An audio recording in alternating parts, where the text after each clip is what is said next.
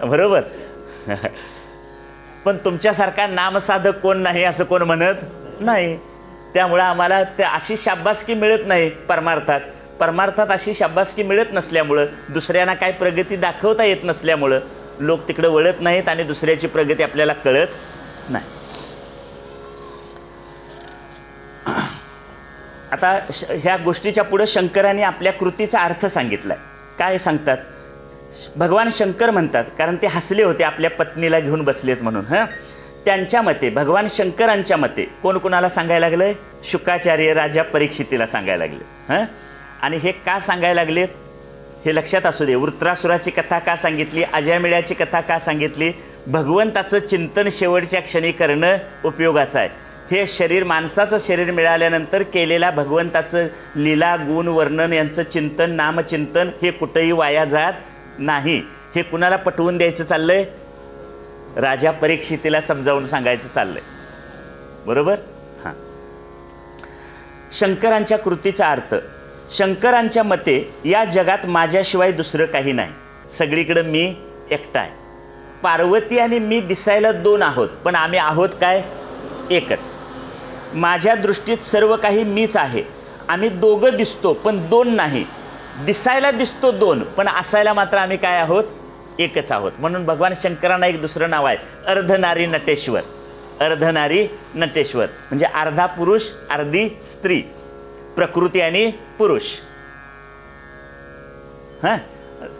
पाणी आणि लाट ह्याच्यात काय फरक आहे? वाऱ्यामुळं ज्ञानेश्वर महाराज म्हणतात वारियाची करणी. पाण्यावरून वारं व्हायला लागलं की पाणी पुढं ढकललं जातं. पाणी पुढं ढकललं झालं की आम्ही काठावर उभा राहिलेली माणसं म्हणतो लाट आली, लाट आली. लाट आलेली असते का पाणी आलेलं असतं? पाणीच असतं, पण आम्ही म्हणतो काय? लाट. वाऱ्यामुळं वाऱ्याच्या दाबामुळं काठावर आलेल्या पाण्याला आम्ही काय म्हटलं? लाट म्हटलं. मग आम्ही म्हणतो लाट आली. लाट आलेली असतं का पाणी आलेलं असतं? मग पाण्याला लाट म्हणणारे शहाणे का मूर्ख? समजा तुम्ही कुठंतरी समुद्राच्या काठावर सहलीला गेलात, तर तुम्ही कधी गेलात तर मी तुमच्यासाठी एक काम सांगतो. काय करा? माझ्यासाठी डब्यातनं एक लाट घेऊन या.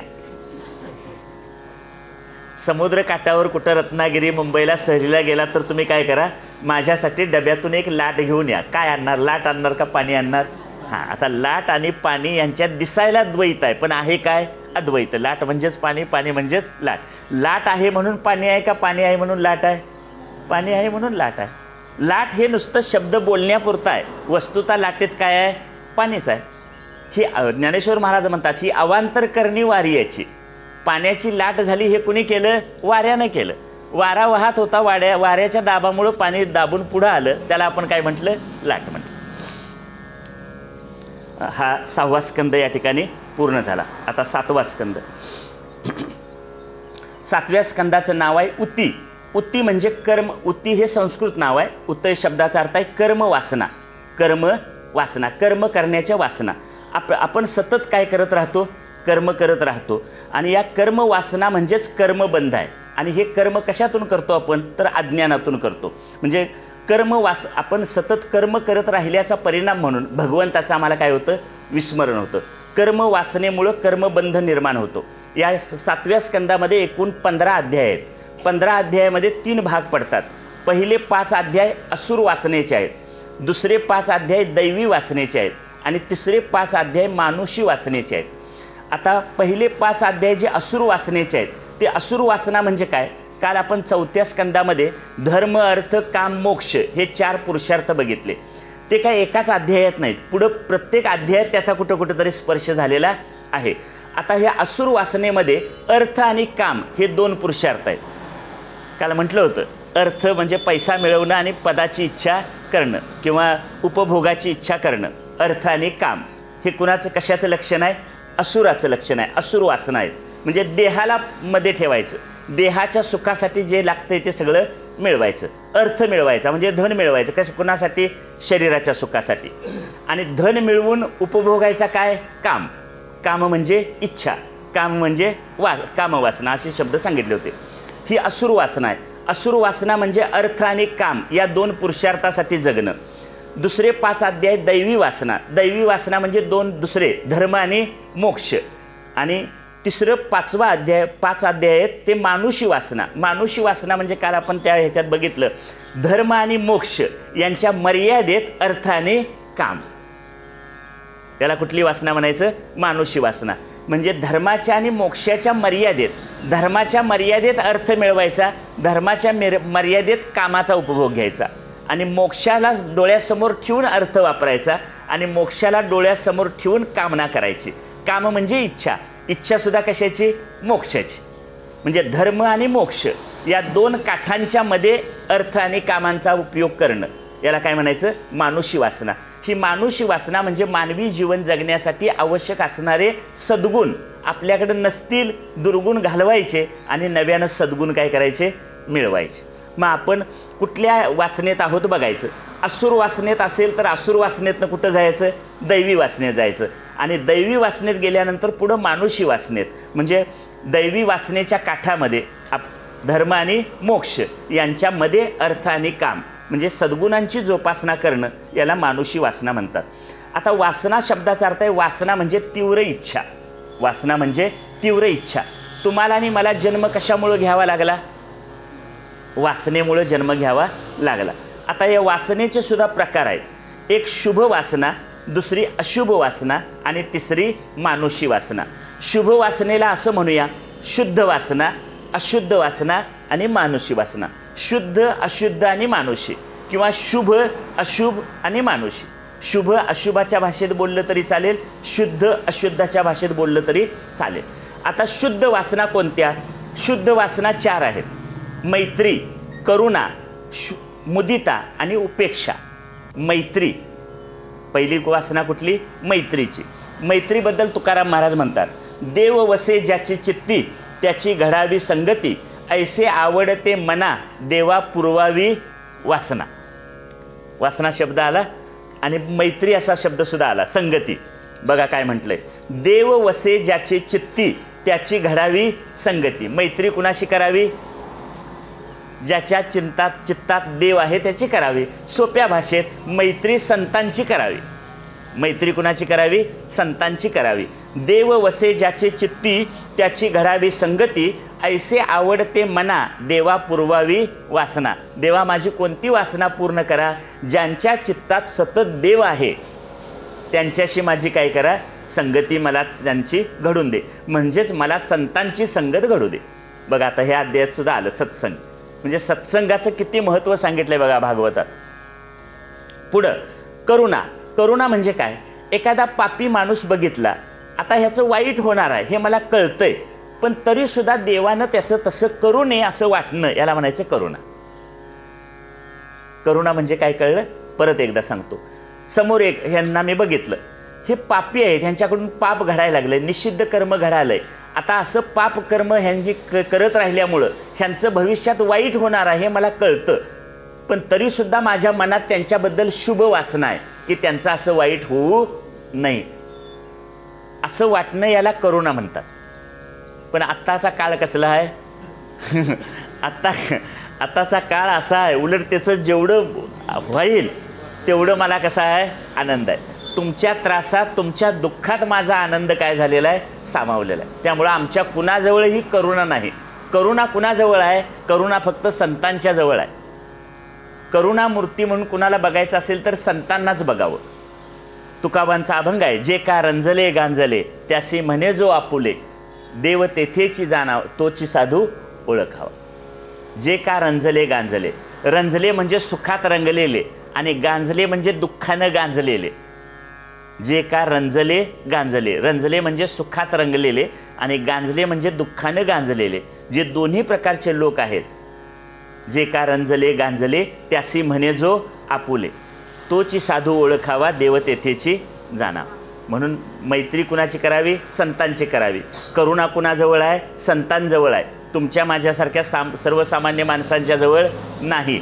म्हणून तुकोबाने आम्हाला आणखी एक उपदेश केला, कोणाही जीवाचा न घडो मत्सर, वर्म सर्वेश्वर पूजनाचे. मत्सर म्हणजे दुसऱ्याचं चांगलं झालेलं न बघवणं, त्याला काय म्हणायचं? मत्सर. असा आमचा मत्सर तिरस्कार आमच्याजवळ आहे. त्यामुळे संतांचा सगळा उपदेश आमच्यासाठी आहे. करुणाचं एक उदाहरण सांगतो. करुणा म्हणजे काय? अशीच एक आमराई होती आणि त्या आमराईत एक साधू ध्यान करत बसले होते. साधू, आता साधू कसे आहेत त्याचं लक्षण सांगितलं. किंवा ज्ञानेश्वर महाराज तुकाराम महाराज म्हणतात, तुका म्हणे तोची संत सोसी जगाचे आघात. आणि मगाशी सांगितलेला अभंग, जे का रंजले गांजले त्यासी म्हणे जो आपुले, तोची साधू ओळखावा देवतेतीची जाणावा. आता एक साधू असे चिंतन करत बसले होते, नाम साधना किंवा ध्यान करत बसले होते. आमराई होती, आंब्याचे दिवस होते, झाडाला आंबे लागलेले होते. गावातली 2 पोरं आली, त्याने आंब्याच्या झाडाला दगड मारला. त्यांना ते साधू तिथं बसले ध्यान करत हे माहीत नव्हतं. त्याने आंब्याच्या झाडाला एक दगड मारला, आंबा काही पडला नाही. दुसरा दगड मारला, काही पडलं नाही. तिसऱ्या वेळी त्यांचा योगायोग जुळून आला आणि त्याने आंब्याला दगड मारला, तो 2 आंबे खाली पडले. पण आंब्याला थडकून 2 दगड खाली बसलेल्या साधू पुरुषाला सुद्धा काय झाला, लागल्याबरोबर ते कळवळले, रडायला लागले. त्यांचा आवाज ऐकून ती 2 पोरं त्या साधूंच्या जवळ आली आणि म्हणाली, तुम्हाला काय फार लागलं का? आता काय पोरांना भीती वाटली, आता काय आमचं घरात कळलं तर आमची काही धडगत नाही. ते साधू रडायला लागले मोठ्यानं. रडताना त्या पोराने विचारलं, तुम्ही का रडायला लागलाय? दगड आंब्याला आम्ही मारला होता, तो चुकून लागलाय, आम्ही काय तुम्हाला मारलेला नाही, तेव्हा तुम्ही का रडता आहात? रडू नका. तेव्हा ते साधू असं म्हणाले की बाळानो, तुम्ही मला दगड मारला किंवा तुम्ही मारलेला दगड मला लागला म्हणून मी रडत नाही. तुम्ही झाडाला दगड मारला, त्या झाडानं तुम्हाला 2 आंबे दिले, तो दगड मला लागला पण माझ्याजवळ तुम्हाला द्यायला काय नाही म्हणून मला रडू आलं. याला म्हणायचं करुणा. काय कळलं? म्हणजे दुसऱ्याचं वाईट होणार आहे, दुसऱ्याला त्रास होतं हे कळलं तरी त्याचं तसं होऊ नये, याला काय म्हणतात? करुणा. ही करुणा. पुढचं आहे मुदिता. मुदिता म्हणजे सत्संग प्राप्त झाला, संतांची संगत मिळाली, सत्संग घडल्यामुळं मनाला होणारा आनंद. संतांच्या संगतीत गेल्यामुळं आपण सगळेजण काकांना भेटायला जातो, काकांना भेटल्यामुळं होणारा आनंद हा काय आहे? ह्याला म्हणायचं मुदिता. मुदिता मोद, मोद शब्दावरून मुदिता शब्द तयार झाला. मुदिता म्हणजे आनंद, मोद म्हणजे काय? आनंद. सत्संग केल्यामुळं मिळणारा आनंद याला काय म्हणतात? मुदिता. आणि चौथा आहे उपेक्षा. उपेक्षा म्हणजे काय? आता तुम्ही सगळेजण भागवत ऐकायला येता, हितनं भागवत ऐकून तुम्ही गावात गेला की तुम्हाला कोणीतरी शेजारचा पाजारचा भेटलेला म्हणतो, काय कसलं पुराण जुनं काळातलं 5000 वर्षाचं ऐकतोस, चल सिनेमा भारी लागलाय बघूया, नाही तर आता तिकडं कुठं गणेश विसर्जनाची चांगली मिरवणूक आहे तिकडे बघायला जाऊया. आता हे असं म्हटलं की असा तुमच्या डोक्यात काय निर्माण केला? त्यानं भेद निर्माण केला. म्हणजे भागवत ऐकायला जाण्यापेक्षा हे चांगलं आहे, भागवत ऐकायला जाण्यापेक्षा एक नाटक बघायला जाणं चांगलं आहे, भागवत ऐकण्यापेक्षा टीव्हीवरची मालिका बघणं चांगलं आहे, एखादी मिरवणूक पाहणं चांगलं आहे. असा जर एखाद्या तार्किकानं भेद निर्माण केला, असा भेद निर्माण करणारा आपल्या जवळ आला तर त्याला शांतपणे बाजूला सारून, त्याला वळसा घालून आपल्या मार्गानं पुढं जाणं, याला म्हणायचं त्याची उपेक्षा करणं. त्याला काय करायचं? उपेक्षा करायची. तुकाराम महाराज सुद्धा म्हणतात ना, तार्किकाचा संग नको देवा, तरकट माणसाची संगत मला घडू देऊ नकोस. या सगळ्यामध्ये सत्संगतीचं महत्त्व सांगितलं आहे बघा. आता ह्या मगापासून कुठल्या वासना बघितल्या? शुभ वासना. आता अशुभ वासना काय आहेत? अशुद्ध वासना. अशुद्ध वासना म्हणजे काय? त्यातली पहिली वासना आहे लोकवासना. लोकवासना म्हणजे काय? लोकांनी मला चांगलं म्हणावं, लोकांनी मला चांगलं म्हणावं. आणि एक लक्षात ठेवा, तुम्ही काय वाटेल ते केलं तरी लोक काय तुम्हाला चांगलं म्हणायला तयार नसतात. निदान भारतात तरी मेल्याशिवाय कोण कोणाला चांगलं म्हणत नाही, त्यासाठी मरावं लागेल. मग तुम्ही मेलात तर तुमच्याबद्दल चांगलं म्हटलेलं ऐकायचं कुणी? आपण आयुष्यभर जगत असतो, माझ्याबद्दल कोणतरी चांगलं बोलेल, पण तुम्ही जिवंत असता तोपर्यंत तुमच्याबद्दल कुणी चांगलं बोलत नाही. म्हणून लोकवासना ही अशुद्ध वासना आहे. तुकाराम महाराज म्हणतात, लोक बोलतो ओक धरता तो धरवेना. लोकांचं बोलणं हे ओकारीसारखं असतं. मला उलटी झाली, माझ्याच पोटातली भाजी भाकरी माझ्या हातात आली उलटीतनं, माझ्या पोटातली आहे म्हणून मी हातात धरून ठेवतो काय? नाही, कारण ती उलटी आहे, किळस येते त्याची. मग माझ्या पोटातली ओकारी जर मला किळसवानं वाटते तर दुसऱ्याचं बोलणं तर त्याहून जास्त किळसवानं असतं, म्हणून ते धरून ठेवू नये. लोक बोलतो ओक धरता तो धरवेना. लोकांचं बोलणं ओकारीसारखं असतं, म्हणून ते हातात धरून ठेवू नये. पुढं शास्त्रवासना. शास्त्रवासना म्हणजे भगवद्गीता हे शास्त्र आहे, उपनिषद हे शास्त्र आहे. आता हे सगळं मला कळावं, मला कळल्यानंतर मी ते लोकांना सांगावं, त्याचं मला शास्त्रातलं जे कळलं त्याचं अनुष्ठान करावं, अशा प्रकारची वासना. आता हे शास्त्र कळल्यामुळं पंडित तयार होतो. शास्त्र कळल्यामुळं कोण तयार होतो? पंडित तयार होतो आणि असं पंडित तयार झाला की मग त्याचा ब्रह्मराक्षस होतो. मग पंडित होऊन ब्रह्मराक्षस व्हावं का नाम घेऊन मुक्त व्हावं? नाम घेऊन मुक्त व्हावं. म्हणून शास्त्र वासना ही सुद्धा काय आहे, शास्त्राचा अभ्यास गरजेचा आहे. पण ते आयुष्यभर शास्त्राचा अभ्यास केला तर भगवंताचं चिंतन कधी करणार? दुसरी पोषण, तिसरी अशुद्ध वासना आहे पोषण. पोषण म्हणजे काय? शरीर धष्टपुष्ट करीत राहायचं, शरीराला चांगलं चांगलं खायला प्यायला देत राहणं, याला कुठली वासना म्हणायचं? पोषण वासना. उपवास आहे, शाबू वडे केले तर मी उपवास धरेन, मग रोज वडा सांबार खायला मिळावं. तुकाराम महाराज विनोदाला एका ठिकाणी म्हणतात, तुका म्हणे खावे प्यावे जमा खर्च त्याच्या नावे. खावं प्यावं आणि जमा खर्च कुणाच्या नावावर ठेवावा? विठ्ठलाच्या नावावर. याचा अर्थ रोज वडापाव खावा किंवा रोज वडा सांबार खावा म्हणे त्यांना हिशोब द्या, त्यांच्या नावावर हिशोब टाकावा का, असा त्याचा अर्थ नाही. शरीर पुष्ट करण्यासाठी धडपडत राहणं, याला म्हणायचं पोषण वासना. त्यानंतर रक्षण वासना. रक्षण वासना म्हणजे शरीराचं रक्षण करत राहायचं, शरीर काय करायचं? सांभाळायचं, सतत शरीर सांभाळत राहायचं. बघा मी इथं बसतो, पण बसताना सुद्धा हे धड आहे का नाही बघितलं मी 4 पाय का? पडलो, माझा खुबा मोडला तर काय करायचं? म्हणजे आपल्या डोक्यात सगळ्या, तुम्ही खुर्चीवर बसताना सुद्धा खुर्ची नीट घट्ट आहे का बघून बसता. म्हणजे कशाची भीती आहे आमच्या डोक्यात? पडलो, खुबा मोडला, नादुरुस्त झालं, डॉक्टर म्हणाले आता काही चालत नाही, मरणाशिवाय पर्याय नाही. म्हणजे आमच्या डोक्यात सगळ्यात भीती कशाची आहे? मृत्यूची. बरोबर. जरा काहीतरी कुठं दुखायला लागलं, इकडे कळ आली की लगेच चला दाखवायला, हे सगळं तपासून घेऊया. म्हणजे आम्ही कशाची काळजी घेतो? हे शरीर परोपरीने रक्षण करण्याचं काम करतो. हे शरीरात तुम्ही कितीही रक्षण केलं तरी हे राहणार आहे काय? तुम्ही कितीही रक्षण करा. बरोबर. कुठंतरी मी एक वाचलं ऐकलं, एक असा तरुण मुलगा होता, तो म्हणाला आयुष्य 100 वर्षाचं मिळालं आहे, पण माणसाचं आयुष्य 100 वर्षाचं आहे, मी किमान 26 वर्ष तरी जगणार. मग तो अशा एकांच्या घरी गेला, ह्यांनी चहा द्यायला लागले. छे मी चहा घेत नाही. का घेत नाही? 100 वर्ष जगायचं आहे. बरोबर. मग त्याने खायला प्यायला दिला. मी असलं तेलकट काय खात नाही. का? 100 वर्ष जगायचं आहे. ह्याने जे काय त्याला देऊ केलं ते सगळं त्यानं काय केलं? नाकारलं. का? तर ते जे खायला प्यायला देतील त्या सगळ्या खाद्यपदार्थातले दोष त्याला माहीत होते. एवढा अभ्यास केला होता. कशासाठी? शरीराचं रक्षण करायसाठी. बरोबर. आपण सुद्धा वारंवार तपासण्या करून शरीर सांभाळतो. न जाणो मला कुठं काय व्हायला नको. कुठं काय तपासण्या केल्या की लगेच दोष दिसतो, तो लगेच औषध घेऊन काय करायचा? दुरुस्त करायचा. याला म्हणायचं शरीराचं रक्षण करणं. तसा तो गेलेला सुद्धा ह्यांच्या घरी काही खाता न पिता काय केला? आला रस्त्यावर निघाला, पाठीमागनं एक 4 व्हीलर आली, धडकलं आणि गेला. आता काय झालं? काय कळलं? म्हणजे परोपरीनं हे खात नाही, ते पित नाही, अमुक करीत नाही, तमुक करीत नाही असं म्हणून सगळं नाकारलं. पण येणाऱ्या रस्त्यातल्या गाडीनं काय केलं? उडवलं. मग शरीराचं रक्षण करायसाठी झटणं ही कुठली वासना आहे? अशुभ वासना आहे. बरोबर. अशुभ का म्हणायचं? कारण तुम्ही कितीही याचं रक्षण केलं, आरोग्य सांभाळून किंवा हे खात नाही ते पित नाही, तरी हे गेल्याशिवाय राहत नाही. मुळात मिळालं हे आपल्याला, मालकीने मिळालं का मुदतीने मिळालं? मुदतीने मिळालं. मुदत तुम्हाला आणि आम्हालापैकी कुणाला तरी माहिती आहे काय? माहीत नाही.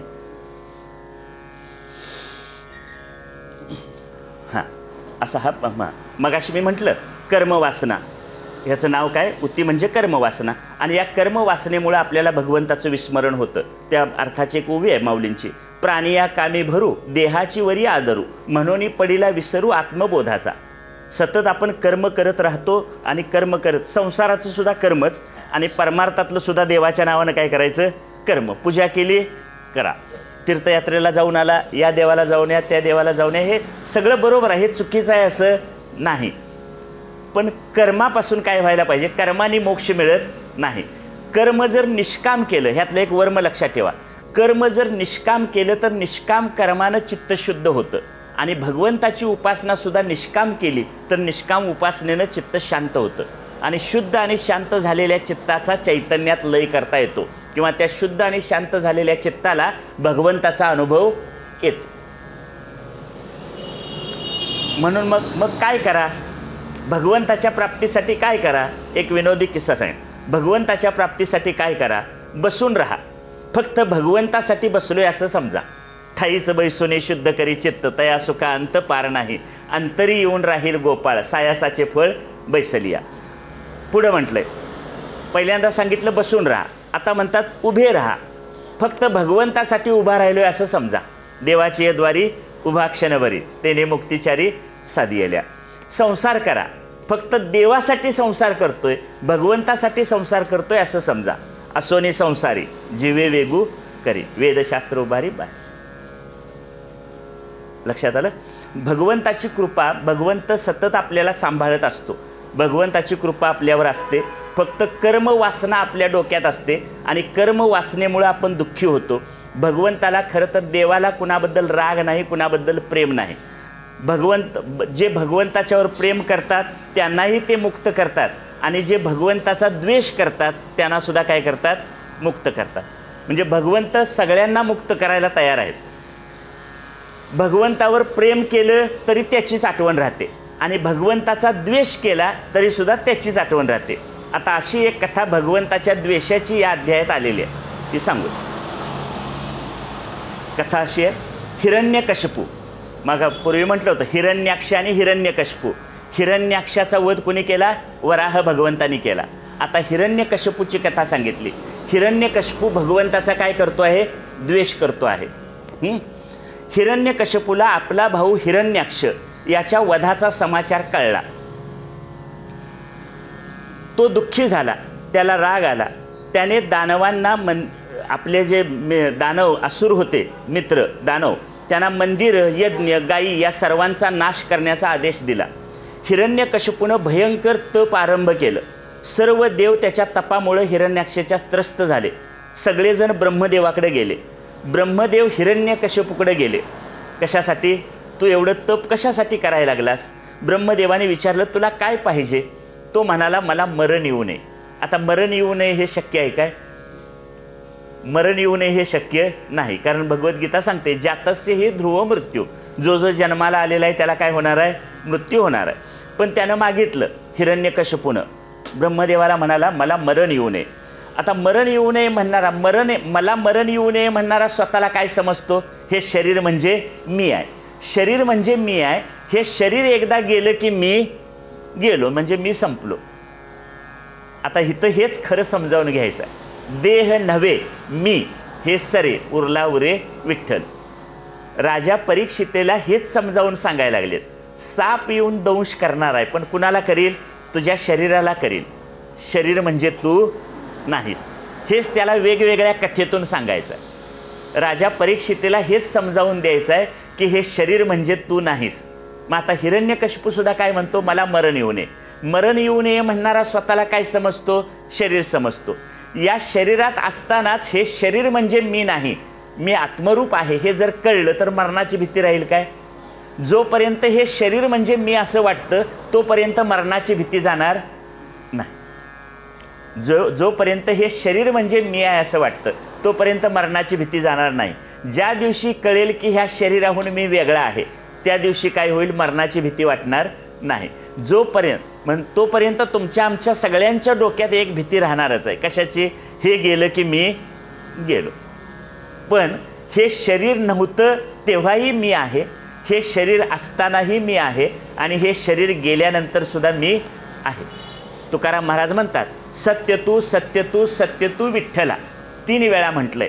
3 वेळा का म्हटलं? तुकाराम महाराजांना काय पुढचा शब्द सुचना काय?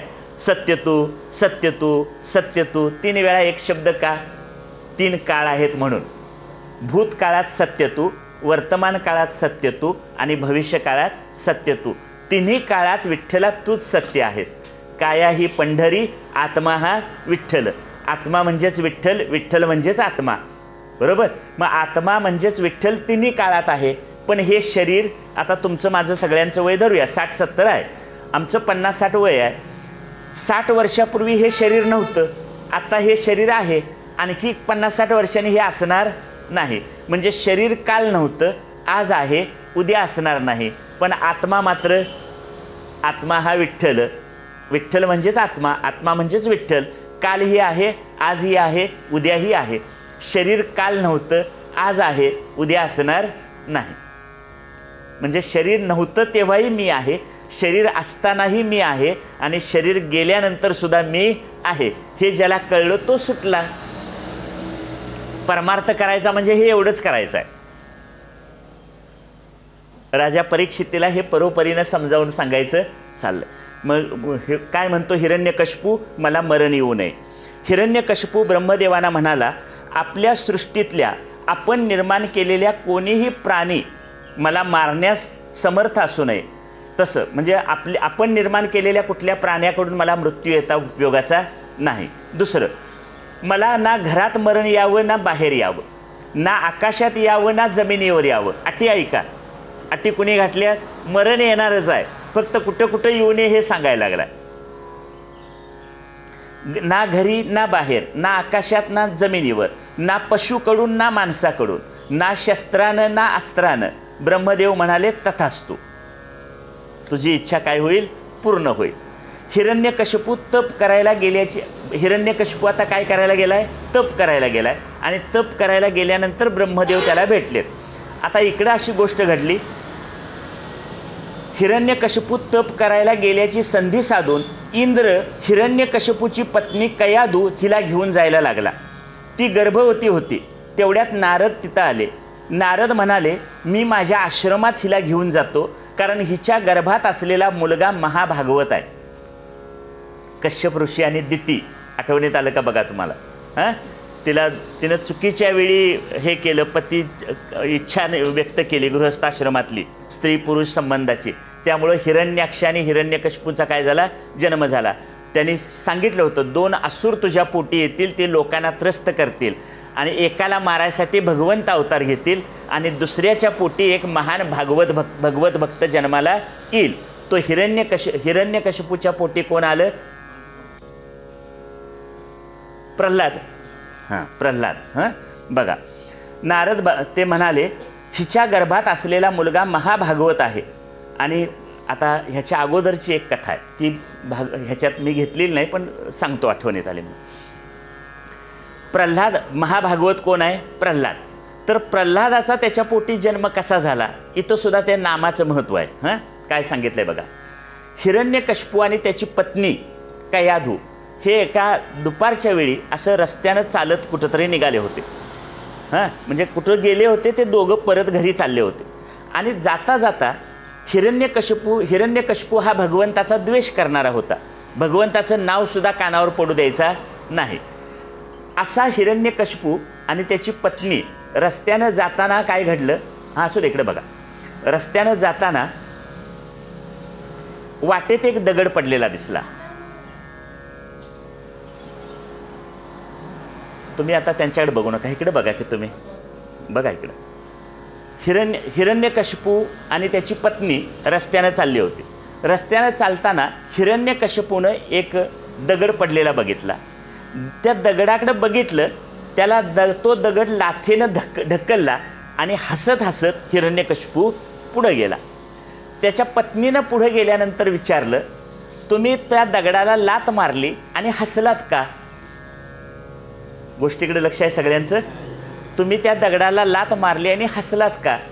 हिरण्यकशिपूनं काही उत्तर दिलं नाही. तो तसाच गालातल्या गालात हसत पुढं गेला. काही उत्तर दिलं नाही. संध्याकाळी हे दोघं घरी पोचले.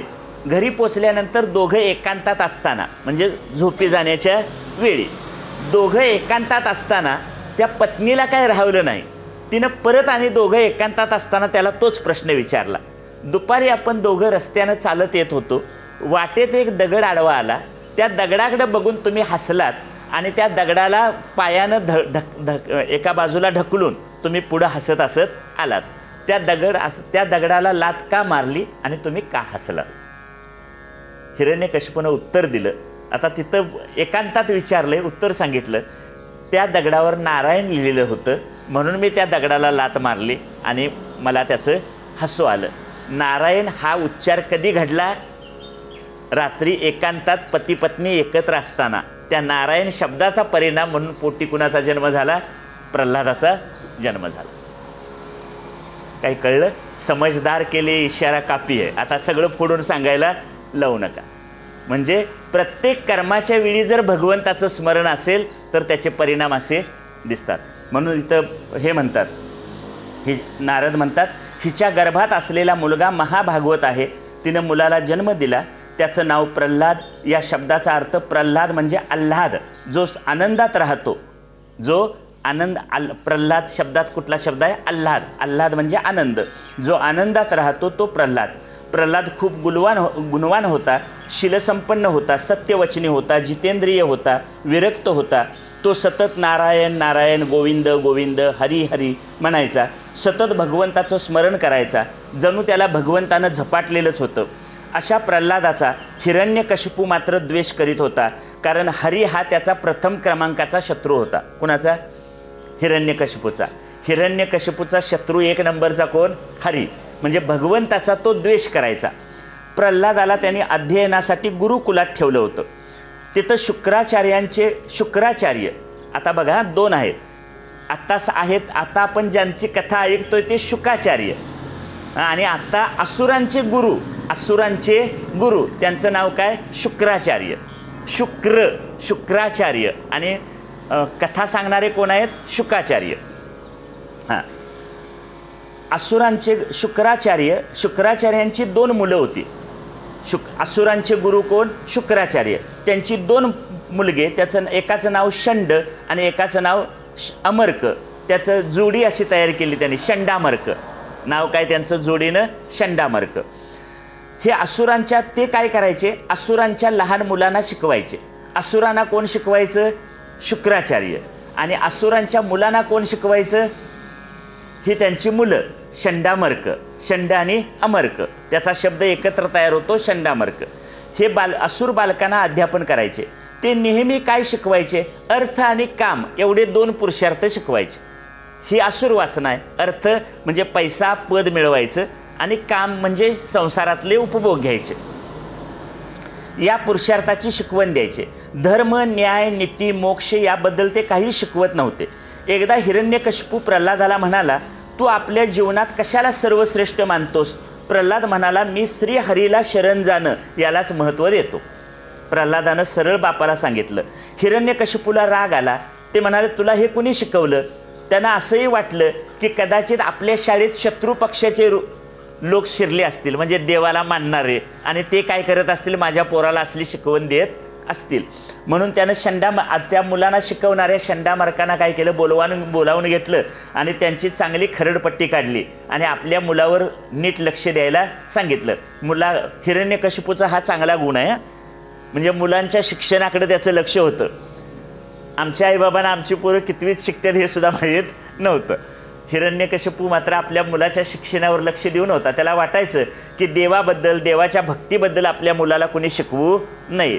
पण सुदैव असं की प्रल्हाद ही भक्ती पूर्वसंचित घेऊनच काय झालेला होता? जन्माला आलेला होता. त्यामुळं असुरांचे गुरु काय शिकवतात ते तो शिकत नव्हता. काही दिवसांनी प्रल्हाद गुरुकुलातनं परत घरी आला. हिरण्यकशिपूनं विचारलं, बाळ आता दुसऱ्यांदा चौकशी. पहिल्यांदा चौकशी झाली, षंडामर्काने काय शिकवाय नाही हे कळलं त्याला. आता पुन्हा हिरण्यकशिपूनं विचारलं, बाळ इतक्या दिवसात तू काय शिकलास? प्रल्हादानं एका श्लोकात उत्तर दिलं, श्रवणम कीर्तनम विष्णुस्मरणम पादसेवनम अर्चनम वंदनम दास्यम सख्यम आत्मनिवेदनम. मी या भगवंताच्या नवविधा भक्तीबद्दल काय झालो? शिकलो. मी नवविधा भक्ती शिकलो. भक्ती करणं सर्वश्रेष्ठ आहे. हिरण्यकशिपूनं प्रल्हादाला ढकलूनच दिलं उत्तर दिल्याबरोबर. का? तर त्यात शत्रू नंबर कोण? एक. हरी भगवंत हा शत्रू आहे हिरण्यकशिपूचा. त्यामुळं हिरण्यकशिपूनं प्रल्हादाला ढकलून दिलं आणि षंडामर्क या दोघांना बोलवून घेतलं त्याच्या गुरुना, आणि त्यांना पुन्हा जाब विचारला की तुम्ही माझ्या मुलाला काय शिकवलंय? हिरण्यकशिपूला खूप राग आला. असुराने प्रल्हादाला मारण्याचे प्रयत्न सुरू केले. आता हा काय करतो? आमच्या उलटं सगळं शिकायला लागला. आम्ही शिकवतोय अर्थ आणि काम, आणि हा शिकतो धर्म आणि मोक्ष.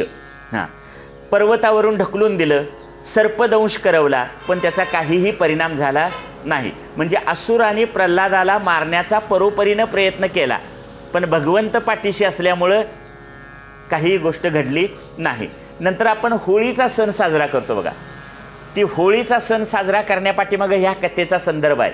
हिरण्यकशिपूची एक बहीण होती, तिचं नाव होतं होलिका, आणि तिला वरदान मिळालेलं होतं की तिला अग्नीसुद्धा जाळू शकणार नाही.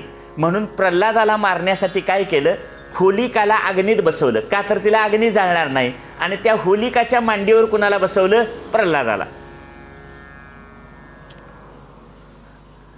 आणि झालं काय, होलिका अग्नीत जळून गेली, पण प्रल्हाद मात्र तसाच राहिला. म्हणजे भगवंत ज्याचं रक्षण करतो, भगवंत पालन पोषण करतो, ते अशा पद्धतीनं. यासाठी होळी हा सण साजरा करतात. आत्मशक्तीला कुणीही नष्ट करू शकत नाहीत, हे यातनं शिकायला मिळतं. आता शेवटचा हे मुद्दा आहे. एक दिवस प्रल्हाद भगवंताची स्तुती करत होते. भगवंताची स्तुती करताना हिरण्यकशिपूने ऐकलं. हिरण्यकशिपूला राग आला. त्याने प्रल्हादाला विचारलं, तुझा भगवंत कुठं आहे, तुझा भगवंत कुठं आहे. प्रल्हादानं प्रतिप्रश्न केला, उत्तर दिलं नाही. माझा भगवंत कुठं नाही ते तुम्ही मला सांगा.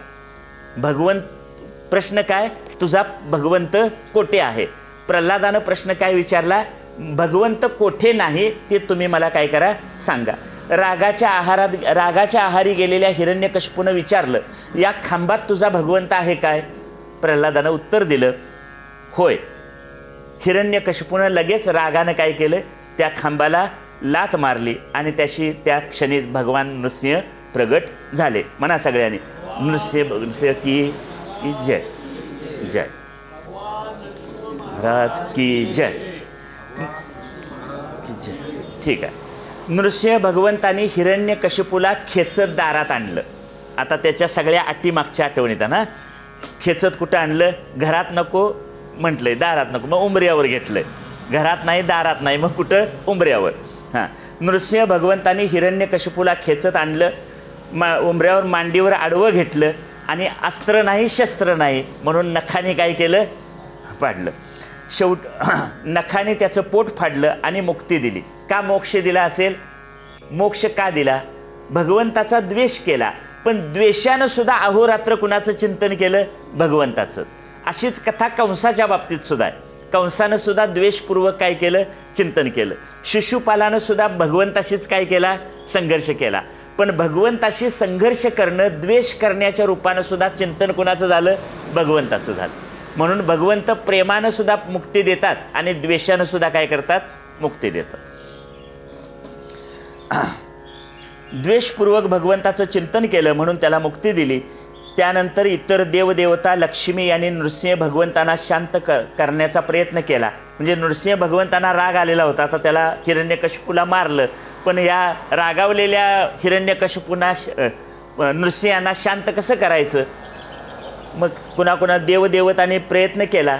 शेवटी बायकोला तरी आणूया म्हणाले, लक्ष्मीला आणलं. लक्ष्मी म्हणाली, मी ह्यांना काय ओळखत नाही, मी ह्यांना ओळखत नाही असं म्हणून लक्ष्मीने सुद्धा काय केलं, त्यातनं बाजू काढली. कारण असं रूप मी कधी बघितलेलं, भगवंताचं असं रूप मी कधी बघितलेलं नाही. मग सगळ्या देवदेवतांनी आणि ऋषीमुनींनी ठरवलं की ज्यांच्यासाठी ते आलेत त्यालाच काय करूया, पुढं पाठवूया. मग त्यांनी प्रल्हादाला पुढं पाठवलं.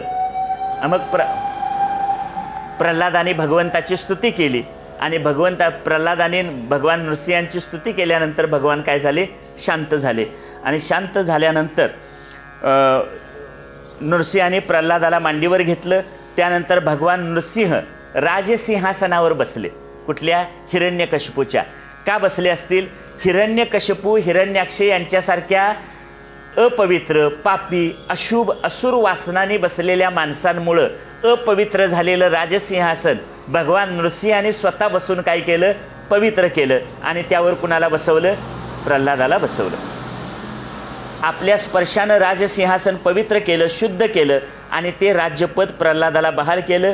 तू राज्याचा उपभोग घे म्हणून सांगितलं. तुझ्या हृदयात कामना निर्माण होणार नाही. कामना म्हणजे इच्छा, इच्छा निर्माण होणार नाहीत. तू अखंड नामस्मरण कर.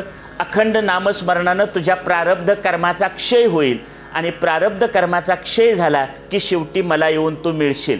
प्रल्हाद आनंदित झाला आणि भगवान नृसिंह अंतर्धान पावले. हे हिरण्यकशिपूची असुरी वासना प्रल्हादाची बघितली, ती दैवी वासना.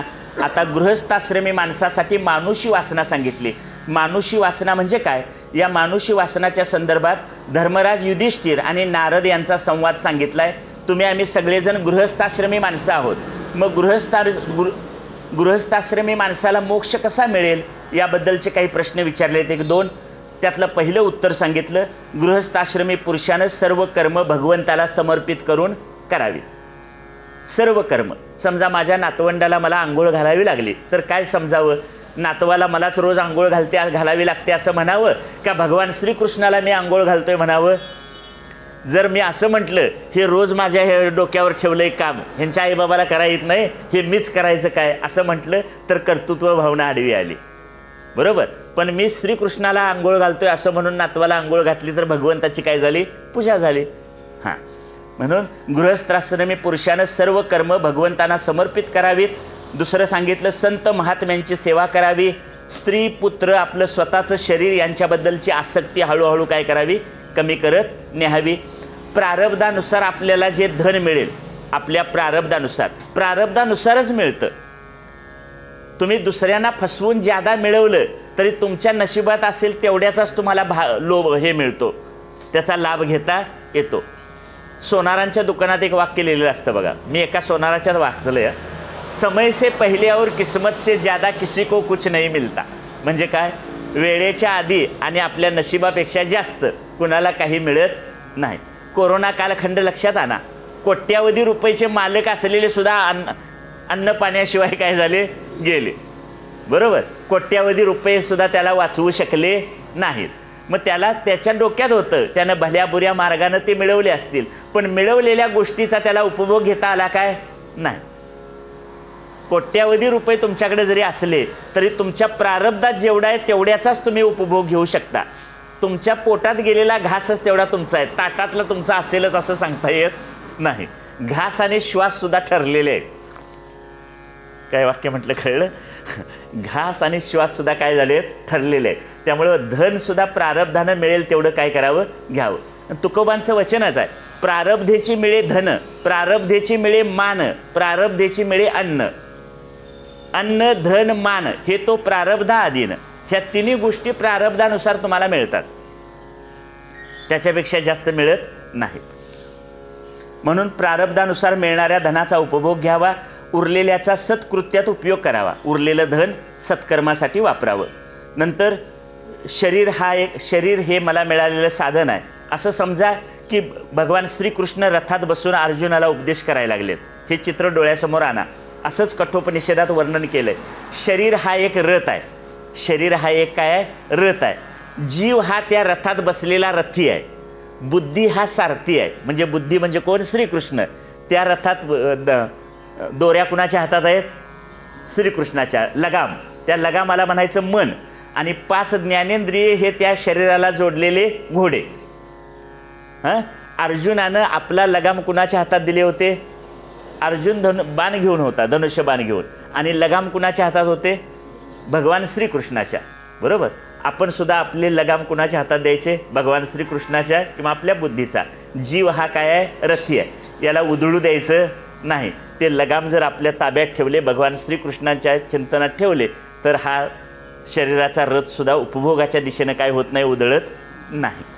म्हणून शरीर हा रथ आहे, मन हा त्याचा लगाम आहे, बुद्धी हा सारथी आहे, इंद्रिय ही ह्या शरीराचे घोडे आहेत आणि जीव हा त्या रथात बसलेला रथी आहे. म्हणून आपल्या जीवनाचे लगाम कुणाच्या हातात द्यावेत?